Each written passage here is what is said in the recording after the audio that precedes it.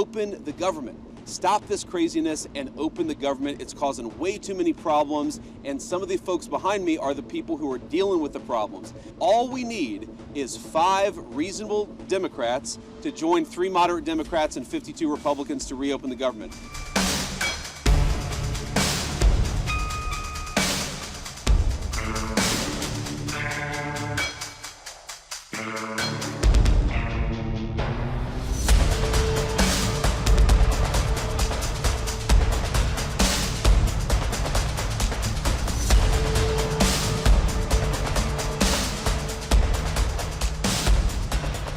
Here are the things that I worry about. I worry about the people who are scanning our bags and making us get through the security line.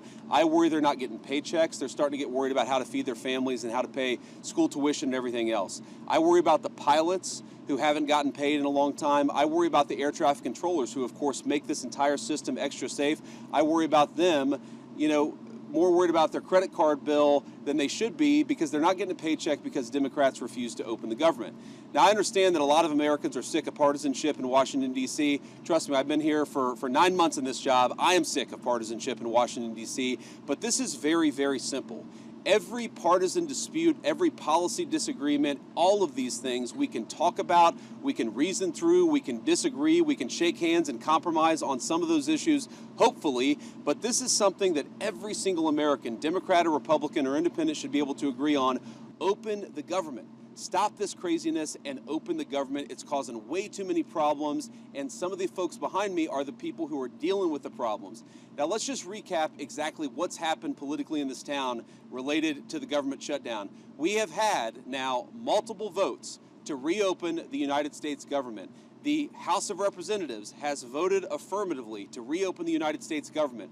52 Republicans and 3 Democrats consistently vote to reopen the United States government, but we need 60 votes. So all we need to end the craziness, to pay the air traffic controllers, to pay the TSA agents, to pay the pilots, to make sure that food stamp benefits continue to go out to the American people who need them, all we need is 5 reasonable Democrats to join 3 moderate Democrats and 52 Republicans to reopen the government. I want to let Sean Duffy say something, but before I do, I just want to say to any Democrat in the United States Senate, we are happy to talk about any policy issue. We're happy to talk about health care policy. We're happy to talk about tax policy. We're happy to talk about regulatory policy, but not at the point of a gun. You do not get to take the American people's government hostage and then demand that we give you everything you want in order to pay our air traffic controllers. It's a ridiculous set of demands. Let's reopen the government, and then let's sit down and talk about how to compromise on policy for the American people. Sean?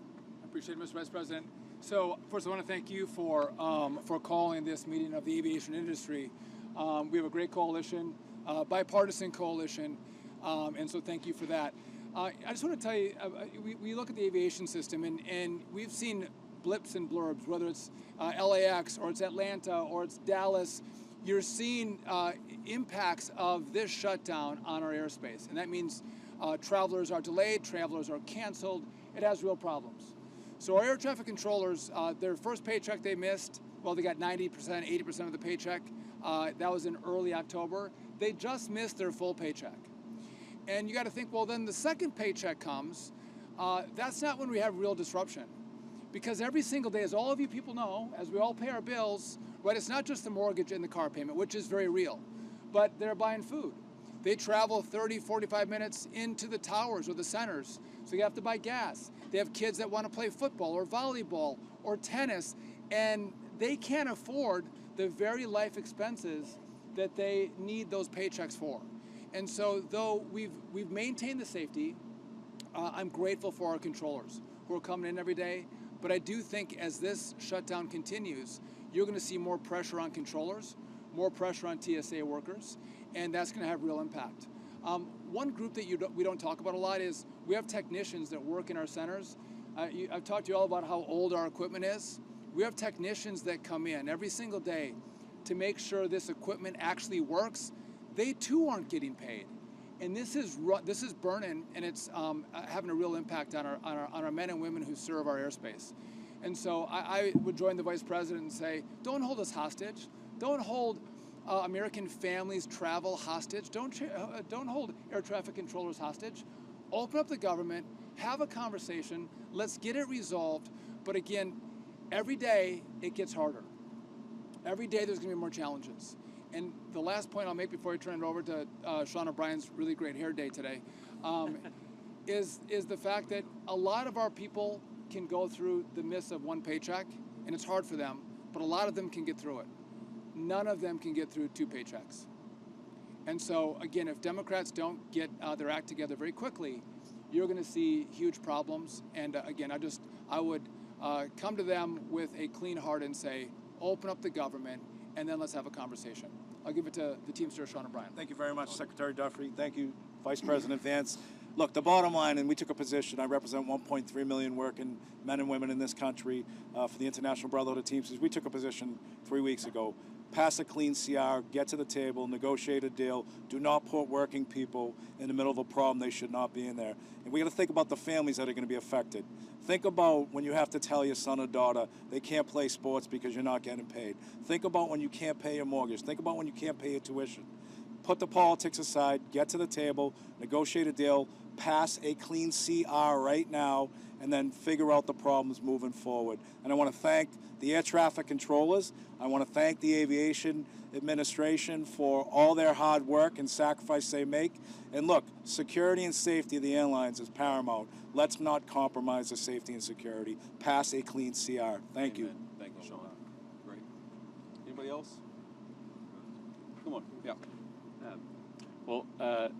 Thank you, Mr. Vice President. Thank you, Secretary Duffy.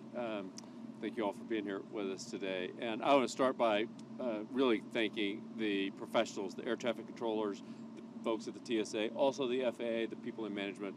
They're working hard. They are keeping the skies safe. They've minimized delays. Fewer than 2% of flights have been delayed so far because of the air traffic control shortages. So they've done a great job.